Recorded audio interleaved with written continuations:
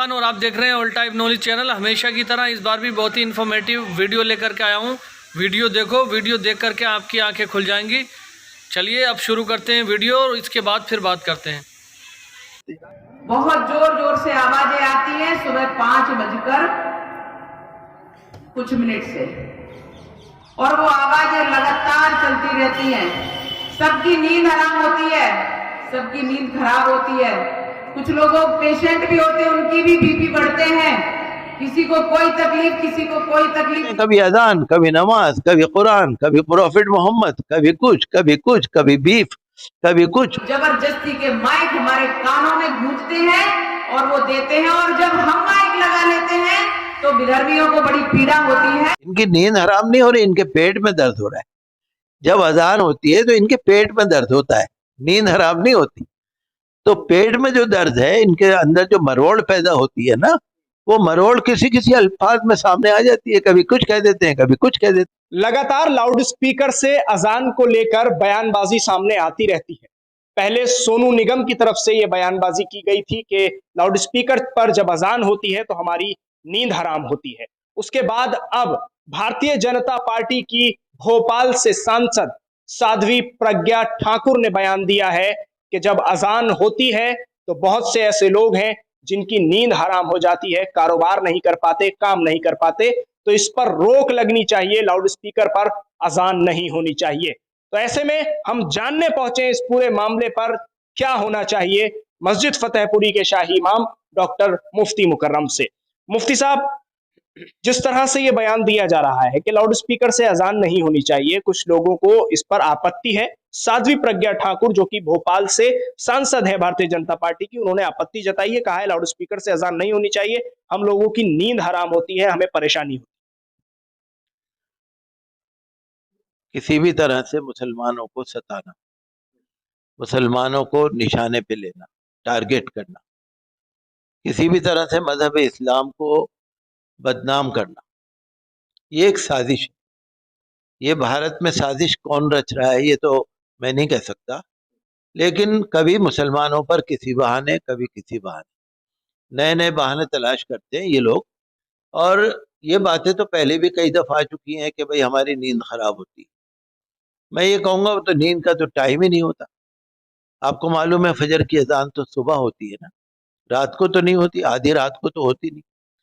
जो धर्म वाले लोग हैं, जो धार्मिक लोग हैं, किसी भी धर्म के हों, सुबह 4 बजे उठ जाते हैं, 4:30 बजे उठ जाते हैं, 5 बजे उठ जाते हैं।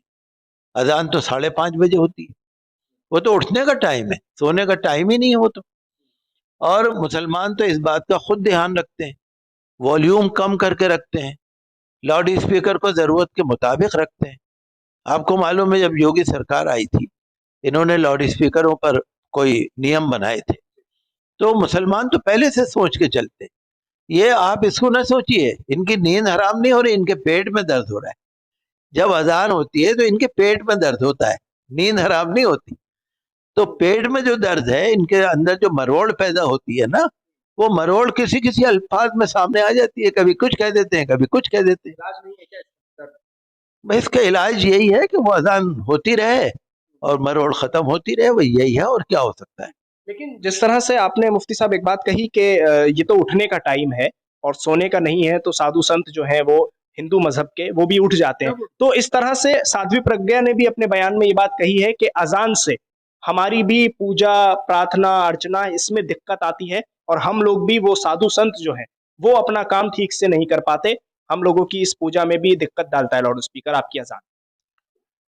देखिए, मैं तो जब कहूंगा, जब हमारे एक घर के बराबर में दूसरा घर हो, मेरे घर में अजान हो रही है, बराबर के घर में पूजा हो रही है, तो मैं मान सकता हूँ। मैंने कहा ना, मुसलमान वॉल्यूम भी कम रखते हैं। मंदिर कहीं दूर पे होगा, पूजा अर्चना कहीं दूर पे हो रही होगी, घंटी कहीं और बज रही होगी, अजान कहीं और हो रही है। ये आप इनके अल्फाज पे न जाइए, ये तो बहाने बनाते हैं। और आपको मालूम है कि झूठ जो है वो कितना भी सच बना लो, झूठ झूठ ही रहता है। आप इसकी इंक्वायरी कर ले, असल में इनको मालूम है इंक्वायरी तो कोई होनी नहीं है, कोई इनके खिलाफ केस तो होना नहीं है, इन्हें तो बकवास करनी है लोगों को। तो इस वजह से ना वो कुछ भी बकवास कर देते हैं।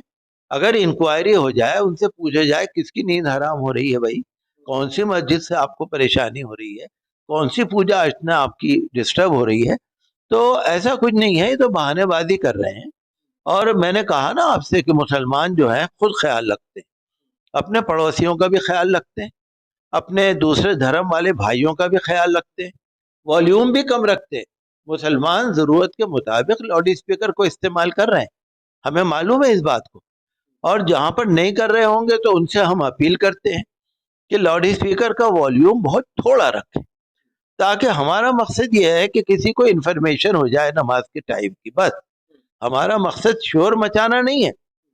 कुरान शरीफ ने कहा वला तजहर बिसलातिका वला तुखाफित बिहा वब्तगि बैन ज़ालिका सबीला, कि न तो बहुत जोर से बोलो, हालांकि नमाज की दुआ का और नमाज का मसला है, लेकिन अजान और नमाज और दुआ सब एक ही है।